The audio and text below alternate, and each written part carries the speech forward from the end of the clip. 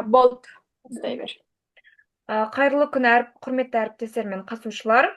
Бүгінгі вебинарымызға қош келдіңіздер. А, Сәлеметсің. мгм. Сәлеметсіз бе?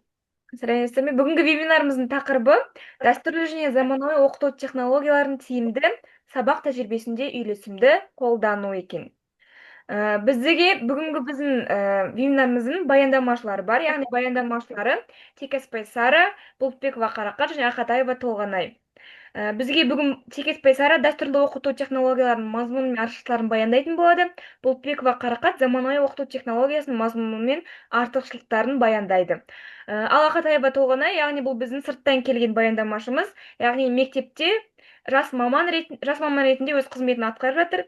Яғни бұл кісі бізге бүгін жас маман ретінде өз тәжірибесінде дәстүрлі және заманауи оқыту технологияларын қатар қолдану маңыздылығын түсіндіретін болады. Олай болса вебинарымызды бастаймыз. Бірінші сөз кезегін Текесбай Сараға берсек. Сәлеметсіздер ме? Мен қазір бүгінгі вебинарда дәстүрлі оқыту туралы айта кетсем.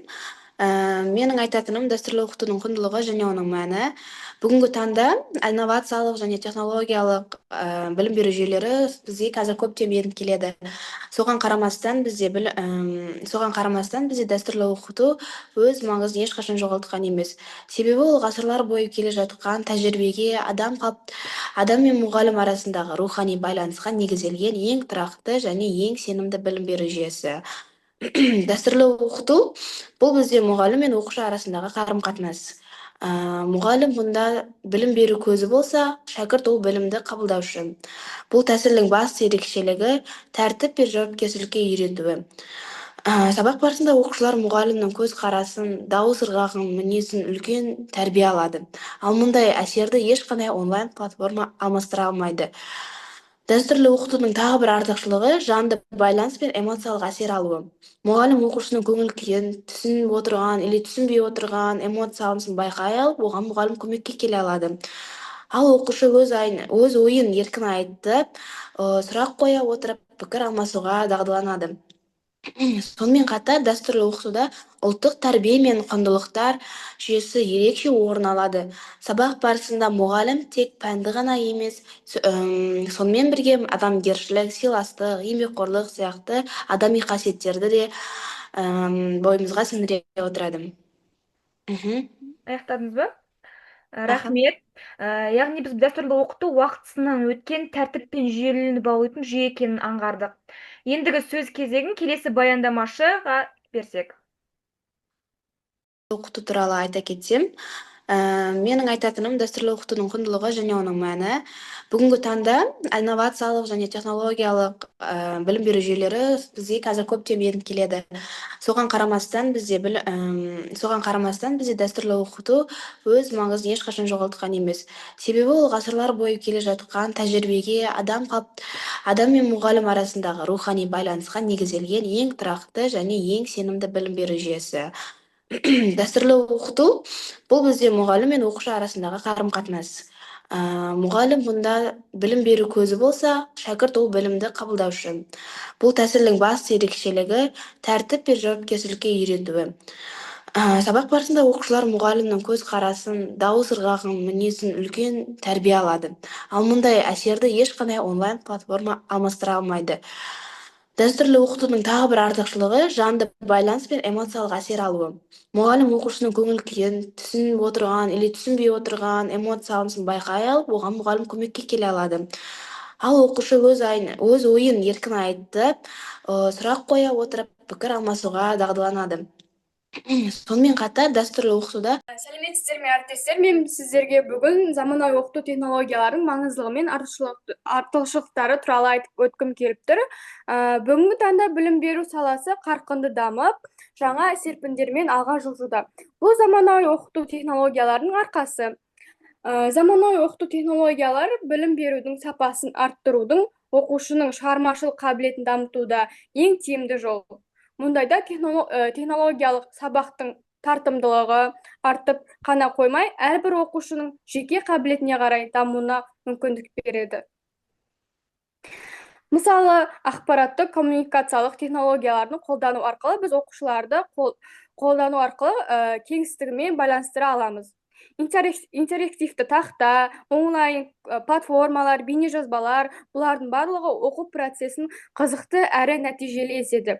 Сонымен қатар заманауи технологиялардың мұғалімнің еңбегін жеңілдетіп, уақытты үнемдейді. Әрбір сабақты визуалдық, шығармашылық тұрғыда байып, оқушылардың қызығушылығы мен ынтасын арттырады. Рахмет. Яғни бұл кісінің баяндамасынан біз заманауи оқыту оқушының шығармашылық қабілетін дамытатын айқын көрінді. Ендігі сөз кезегі мектеп тәжірибесіндегі үйлесімді тәсілдерді таныстыратын үшінші баяндамашыға берсек. Сәлеметсіздер ме? Мен 31-ші мектепке жас маман ретінде сізге өзімді баяндайын деп тұрмын.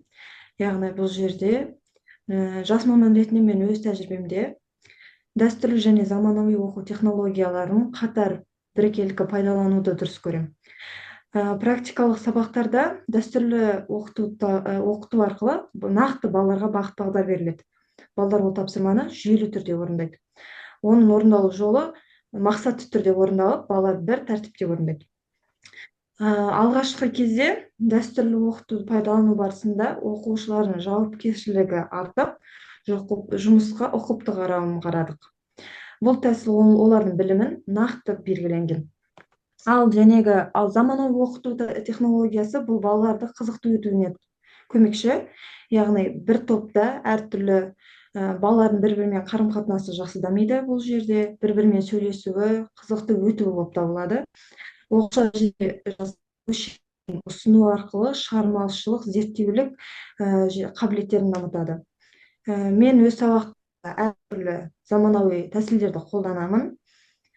Интерактивті тақта арқылы қазіргі таңда заманауи түргіде, яғни бізде қазір әртүрлі өзіндік сабаққа өтетін тапсырмалар берілген, яғни күндік тапсырмалар, орындалатын тапсырмалар деген сияқты жүйелі түрде орындалу. Енді артықшылықтары жүйелік, тәртіп, нақты білім, ал кемшілігі шығармашылық пен дербестік аз. Ал енді заманауиге келсек, интерактивтілік, қызығушылық, дербестік. Ал кемшілігі техникалық тәуелсіздік. Ол да бір. Сол үшін менің ойымша практикалық сабақтарда осы екі бағытты ұштастыру ең тиімді шешім. Дәстүрлі оқыту оқушыға нақты бағыт пен білім беріктігін берсе, заманауи тәсіл белсенділік пен шығармашылықты арттырады. Сондықтан жас маман ретінде мен болашақта екі әдісті үйлестіре отырып сабақ беремін. Жан-жақты дамуды жағдай жасауға мақсат етіп сабақ беремін. Сіздерде осындай ұстаз болуларыңызға тілектеспін. Рахмет. Яғни бүгінгі баяндаушылардың сөздерін тыңдадық. Олай болса, бүгінгі вебинарымызды қорытындылау мақсатында бүгін біз оқытудың екі түрі бағытында талқыладық. Олардың мектеп тәжірибесіндегі тиімділігін сараладық. Және де қорытындылай келе, яғни дәстүрлі әдіс білімнің беріктігін сақтаса, заманауи әдіс, яғни оны өмірде қолдануға үйретеді екен. Ең тиімді жол осы екі тәсілді ұштастырып, оқушыға сапалы білім мен өмірлік дағды қалыптастыру. Барлық баяндамашыларға өз алғысымды білдіремін. Үлкен рахмет. Сау болыңыздар, вебинарымыз аяқталды. Сау болыңыз. Сау болыңыздар. Рахмет. Давайте ұйықтаймын. Сәттілік. 5 алыңдар. 5 ал, 100 бал алыңдар. Рахмет. Рахмет.